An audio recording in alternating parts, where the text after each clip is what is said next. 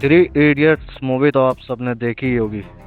तो आप ये भी जानते होंगे कि किससे इंस्पायर होकर वो मूवी बनाई गई थी। हाँ जी, हम बात कर रहे हैं सोनम वांगचुक की। सोचिए, 19 दिन तक बिना खाना खाए कोई इंसान सिर्फ अपनी आवाज़ सरकार तक पहुंचाने की कोशिश करे, उसकी सेहत लगातार गिरती रहे, डॉक्टर्स चिंता जता रहे हों और फिर भी वो अपनी बात से पीछे ना हटे। यह किसी फिल्म की कहानी नहीं बल्कि सोनम वांगचुक की कहानी है। एक इंजीनियर, एक टीचर, एक इन्वेंटर जिसे दुनिया ने सलाम किया, लेकिन आज वही शख्स जंतर मंतर पर अनिश्चितकाल भूख हड़ताल पर बैठा है।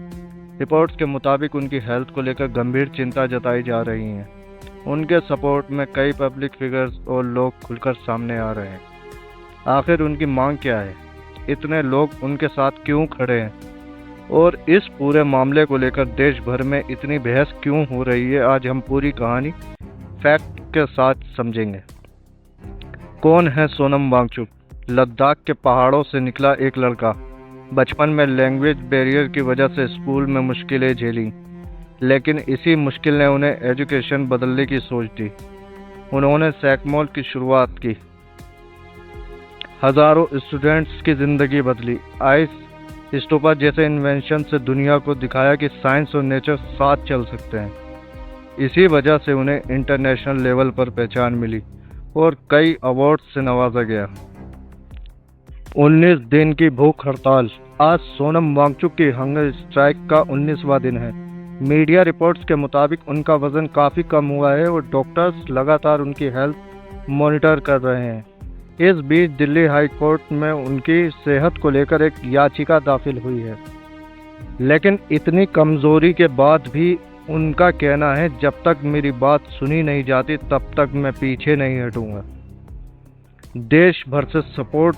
सोशल मीडिया पर लाखों लोग उनके सपोर्ट में पोस्ट कर रहे हैं। कई एक्टर्स, राइटर्स, एक्टिविस्ट और पब्लिक पर्सनैलिटीज ने भी उनके लिए आवाज़ उठाई और उनसे अपनी सेहत का भी ख्याल रखने की अपील की। कुछ राजनीतिक नेता भी उनसे मिलने या समर्थन देने पहुंचे। ये सिर्फ एक व्यक्ति का प्रोटेस्ट नहीं बल्कि देश भर में चर्चा का विषय बन चुका है। मीडिया कवरेज पर सवाल। इस प्रोटेस्ट के दौरान सोशल मीडिया पर कई लोगों ने ये सवाल उठाए कि क्या इस मुद्दे को नेशनल मीडिया में उतनी कवरेज मिली जितनी मिलनी चाहिए थी। दूसरी तरफ कुछ टीवी चैनल्स, न्यूज़पेपर्स और डिजिटल प्लेटफॉर्म ने इस प्रोटेस्ट पर लगातार रिपोर्ट्स भी पब्लिश की हैं। यानी कवरेज हुई भी है, लेकिन कितनी और किस तरह, इस पर लोगों की अलग अलग राय है। भाई, अपनी राय अगर मैं दूं तो ये यहाँ से पैसा नहीं मिलेगा ना मीडिया को।